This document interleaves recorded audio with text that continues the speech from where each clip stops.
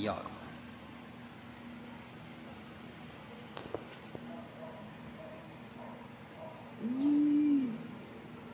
Hindi siya natatanggal eh, no? Okay.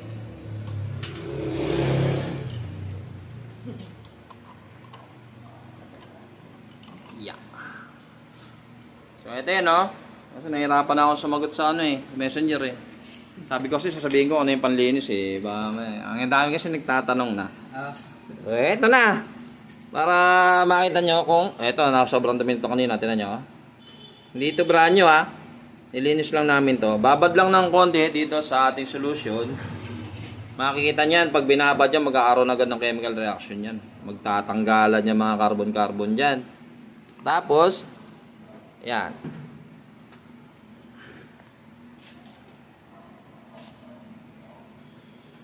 Pansin nyo, ayan o. Malinis na malinis. Diba? Ganun lang. Pag sa anong camera, hindi masyadong ano eh. Ayan o. Malinis na malinis yan. So, ano yung ginagamit natin panlinis dito?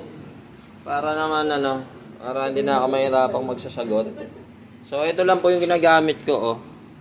Marami nang may alam nito eh. Yan. Ito po.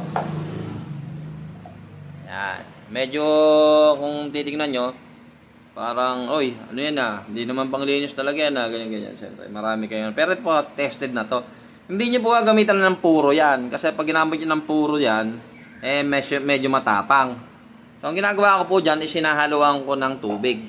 So, 50% nito, 50% ng tubig. Paghahaluin mo para hindi masyado matapang. So, nasa inyo na yung paano timpla yung gagawin nyo po, ano? Pagkaganon. Ayun, sample na natin to. Ayan, sobrang dumi yan. Boy, linisin mo nga. Pakita mo nga sa kanila. Pakita mo kung sino ka. Pakita mo kung sino ka. O, ayan. Ganun lang po. Ito, binabad ko lang to kanina. Ayan, o. Tapos, brushin mo ng konti. O, ayan. Tanggal na. Linis na, di ba? Ayan, o. Sobrang linis yan. O, pakita mo. Pakita mo kung sino ka. Ayan, o. Gusto mo na dyan yan. Ayan, ito, tulad nito. Inahalo ko na sa tubig. Depende po kung ano, kung hindi naman masyadong madumi, pwedeng 1/4 lang nito. Titimplahin nyo na lang. Mapapasin nyo naman yun yung ano eh. Titimplahin nyo na lang. 1/4 nito, tapos 3/4 na tubig. Ganun lang po yun. Konting-konti ito kasi, mura lang. 45 pesos lang to. So, pag ihalo mo sa tubig, ang dami mo nang magagamit. Boy, patingin. Ay, sekreto nga eh. Pinapakita. Huwag mong ano, ayan, oh. Tingnan nyo, oh. Yung oil stain na, excuse me po. Yan, pagka po gasolina gamitin nyo dyan, medyo matagal. Tingnan nyo naman, oh. Sige, kuskusin mo.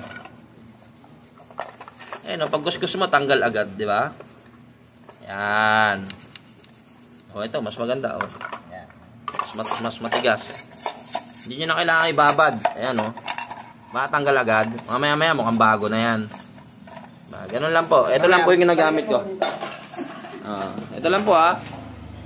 Mura lang yan. Para doon sa mga nagtatanong, gusto makatipid, wala kayong access sa pambili ng kung ano-ano, mas mabisa po ito. Pero, meron po yung cons ha. Huwag nyong gagamitin yan sa mga part na bakal. O yung mga nakalabas sa ano, yung hindi nababasa ng langis. Kasi kakalawangin kayo dyan. Magaganyan. Pero meron isang solusyon para hindi kayo kalawangin. Ito naman. Bam. Sabon. After nyo po linisin, gamit itong ano, ginawa nyo pang solusyon, kailangan po sabunin nyo. Para kumintab. Ayan o, kikintab po siya ng ganyan o. Tapos mawala lahat ng residue ng chemical na ginamit natin. Para hindi siya maka-apekto doon sa alloy. Kailangan po, sabon. Ayan. Oh, hindi kami nawawala ng sabon. Ayan. Marami kami sabon. Okay po. Yun lang po, ano? Diskarte lang. Para lang hindi po tayo, ano, hindi na ako mahirapan magsagot sa PM. Oh, ito lang po, ulitin natin, oh. Tiles and bowl cleaner. Palinis ng tae, palinis ng dumi. Diba? Panlinis ng Oh, panlinis ng pagmumukha mo. Ayun, tinan nyo. Oh, malinis na agad, oh. Ba? Saglit na saglit lang. Okay? So, ayun. Malapit na tayo dito. Patapos na. Pa isa. Tapos may dumating pang isa. Pasaway. Ilan ba, ano? Alam mo talaga yun. Para ano, Hindi ko na po kayo sasagutin, ha? Yan na po, nasagot ko na po. O, yung mga basher natin dyan, welcome kayo. Kung ayaw nyong gamitin, wag, ha? Hindi ko nire-recommend na gamitin nyo to. Yung may gusto lang, at yung may kakayahan lang, at may lakas ng loob na gumamit. Na sumubok, yun lang ang gumamit. Yung may lakas lang ng loob na sumubok. Ano? Pero kung kayo po ay nagdududa, wag nyo na pong subukan. No?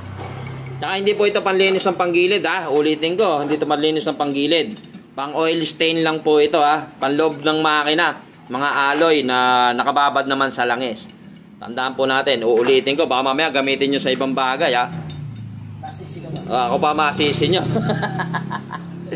Yan, tinuruan ko lang kayo ng konti. Okay.